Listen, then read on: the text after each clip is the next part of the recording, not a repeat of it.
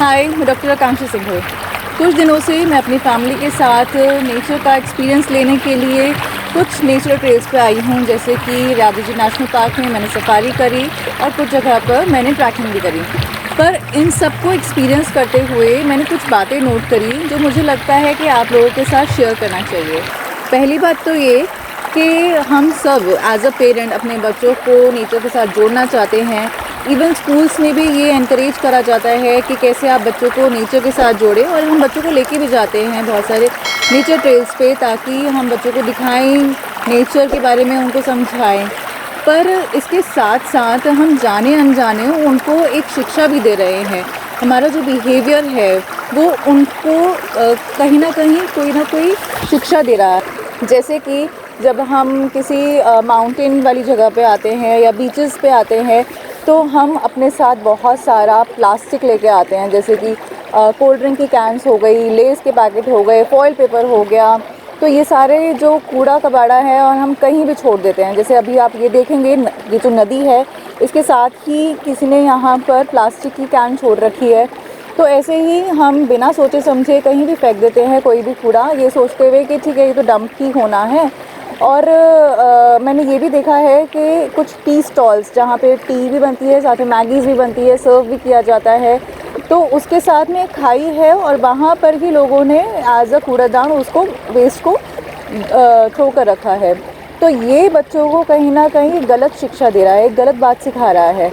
तो आप ये ध्यान दें कि जब भी आप ऐसी जगह पे आएँ जहाँ पे आप बच्चों को एक एक्सपीरियंस दे रहे हैं घर के बाहर, तो आप उनको इनडायरेक्टली ये भी समझाएं कि आपका जो कूड़ा है या वेस्ट है कोई भी चीज़, वो आप ऐसे ही डंप ना करें, बल्कि आप कूड़ेदान में डालें। और अगर कूड़ेदान वहाँ पर अवेलेबल नहीं है तो आप अपने साथ रखें उसको। जहाँ पे आपको कूड़ेदान दिखता है वहाँ पर आप उसको डंप करें, नहीं दिखता तो नो वरीज़, आप उसको अपने पॉकेट में या अपने साथ लेके जाएं। क्योंकि ये गवर्नमेंट की रिस्पॉन्सिबिलिटी नहीं है कि वो कूड़ा उठाए, या कोई स्वीपर की रिस्पॉन्सिबिलिटी नहीं है कि आपने ऐसी कूड़ा फेंक दिया और वो साफ़ करता रहेगा।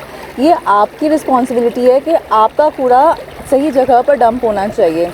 तो ये सारी चीज़ें आप बच्चों को सिखाएँ कॉन्शियसली। दूसरी बात कि जब हम सफारी पे जाते हैं तो हमारा जो मेन पॉइंट होता है वो होता है टाइगर को देखना। हम यही सोचते रहते हैं यार टाइगर दिख जाए, बस हमारा पूरा फोकस टाइगर पे होता है।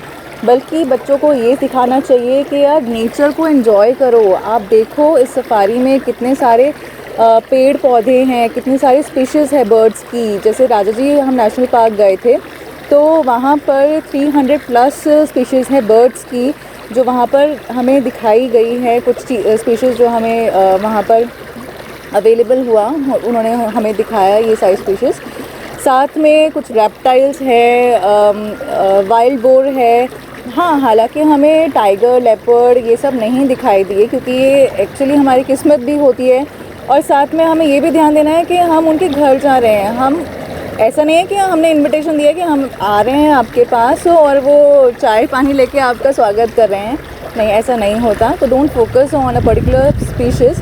तो आप ये बच्चों को दिखाएं कि कैसे डिफ़र करता है आपके घर से, और इसकी एयर क्वालिटी के बारे में बताएं, इसके ट्रीज़ के बारे में बताएं, बाकी स्पीशीज़ के बारे में बताएं, एनिमल्स के बारे में, रेप्टाइल्स के बारे में, बर्ड्स के बारे में। जैसे कि मैं आपको अपना एक्सपीरियंस बताती हूँ। जब मैं राजा जी नेशनल पार्क गई थी तो अपनी शेयरिंग पे गई थी जीप में। वहाँ पर एक और फैमिली थी जो कि पूरा फोकस उन्होंने कर रखा था कि मुझे टाइगर ही देखना है, और टाइगर नहीं मिला तो वो बार बार यही बोल रहे थे कि this is a flop show, बेकार रहा, 4 बजे उठना, बेकार में हमने नींद ख़राब करी। तो आप इनडायरेक्टली बच्चों के दिमाग में डाल रहे हो कि यार टाइगर नहीं मिला तो हमें कुछ नहीं दिखाई दिया। अगर आपको टाइगर देखना है तो आप ज़ू में जाके देख सकते हैं, पर आप अगर किसी वाइल्ड लाइफ सेंचुरी में आते हैं, किसी फॉरेस्ट में आते हैं, तो आप बच्चों को दिखाएं कि ये उनका घर है और आप इस चीज़ को देखें, इस चीज़ को आप एक्सपीरियंस करें। तो ये भी आप बच्चों को सिखाएं। थर्ड पॉइंट है कि आप कभी भी सफारी में जाते हैं तो कई बार होता है कि बहुत शोर शराबा करके जा रहे हैं, या फिर कुछ ऐसी रेंज हो जाती है। फॉर एग्ज़ाम्पल जो हरिद्वार और ऋषिकेश को जोड़ती है चीला रेंज, वो कहते हैं कि एक फ़ॉरेस्ट ही है, राजा जी फ़ॉरेस्ट का ही एक पार्ट है, जहाँ पर कभी भी एलिफेंट आ सकते हैं, कभी भी टाइगर दिख सकते हैं। तो एक तरीके से हम ये कह सकते हैं कि हम उस फॉरेस्ट के रेंज से जा रहे हैं। तो आप ये ध्यान दें कि वहाँ पर आपको शोर शराबा नहीं करना है। कई लोग होते हैं बहुत ज़्यादा हॉर्न मार के जाते हैं, बीप मार के जाते हैं गाड़ी की। साथ में कई मैंने ऐसे देखा है कि वहाँ पर बॉनफायर कर दिया या सिगरेट बुझाई नहीं, ऐसे ही छोड़ दी। तो ये भी एक बहुत बड़ी चीज़ है जो आपको ध्यान रखनी है, और साथ में अपने बच्चों को भी सिखाना है कि क्या क्या रूल्स एंड रेगुलेशंस है अगर आप किसी भी नेचर के ट्रेल पे आते हैं तो। और इसके साथ वो ओवर स्पीड करते हैं। ऑल्दो बहुत सारी जगह पर आपको स्पीड ब्रेकर्स मिल जाएंगे, क्योंकि गवर्नमेंट खुद चाहती है कि आप वहाँ पे स्लो जाएं, ताकि अगर कोई जानवर बीच रास्ते में मिल जाता है तो आप उसको हर्ट ना करें। बट लोग समझते नहीं हैं और ओवर स्पीड में जाते हैं, सोचते हैं कि ठीक है ये खुला रास्ता है, हमें तो यहाँ से जाना है, और वो ओवर स्पीड कर लेते हैं, विच इज़ ऑल्सो रॉन्ग।